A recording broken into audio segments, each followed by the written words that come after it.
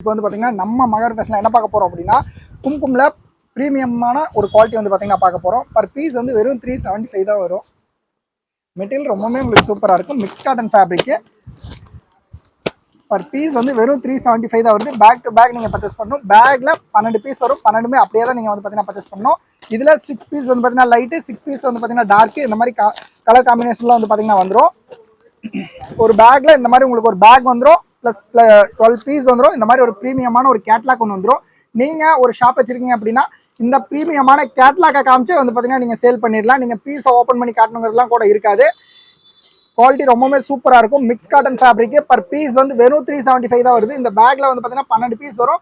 12மே நீங்கள் அப்படியே பர்ச்சேஸ் பண்ணணும்.